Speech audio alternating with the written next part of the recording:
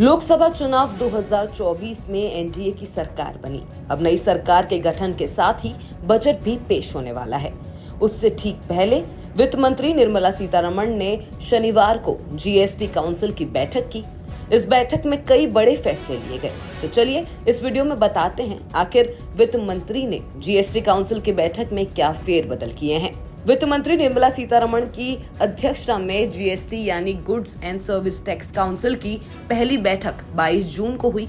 आम चुनाव में जीत के बाद मोदी 3.0 सरकार में जीएसटी की इस पहली बैठक में कई राज्यों के वित्त मंत्री शामिल हुए, जहां कई अहम फैसले भी लिए गए।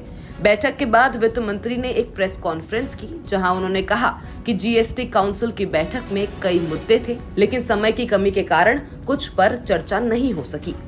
इस बैठक के दौरान वित्त मंत्री निर्मला सीतारमण ने कहा कि जीएसटी अधिनियम की धारा 73 के जारी किए गए डिमांड नोटिसों पर ब्याज और जुर्माना माफ करने की सिफारिश की है। उनके मुताबिक अगर 2017-18, 2018-19, 2019-20 के लिए डिमांड नोटिस पर ब्याज और जुर्माना माफ कर दिया जाएगा, अगर 31 मार्च 2025 तक टैक्स का भुगतान कर दिया जाता है। इसके अलावा फेक इनवॉइस पर रोक लगाने के लिए चरणबद्ध तरीके से पूरे देश में बायोमेट्रिक ऑथेंटिकेशन लागू किया जाएगा। बैठक के बाद ये भी सामने आया कि केंद्र सरकार पेट्रोल और डीजल को जीएसटी के दायरे में लाने के पक्ष में है, और हालांकि इसके लिए कहा गया है कि राज्य इसके लिए मिलकर जीएसटी की दर तय करे। अब नजर डालते हैं काउंसिल में क्या बड़े फैसले लिए गए। पहला, काउंसिल ने सभी सोलर कुकर पर 12% जीएसटी निर्धारित करने की सिफारिश की है, चाहे इसमें सिंगल और डबल इंजन सोर्स हो।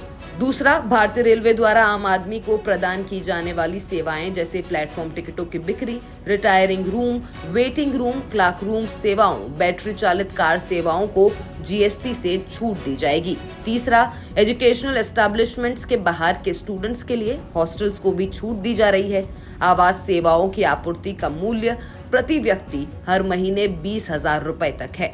काउंसिल ने मिल्क कैंस पर एक समान 12% की दर निर्धारित करने की सिफारिश की है।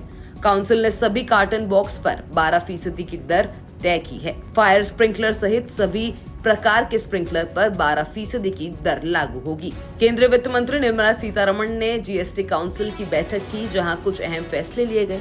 आगे वित्त मंत्रालय बजट के बाद एक और जीएसटी बैठक आयोजित करेगा, जिसमें बाकी बचे मुद्दों पर चर्चा की जाएगी। ब्यूरो रिपोर्ट, भारत तक।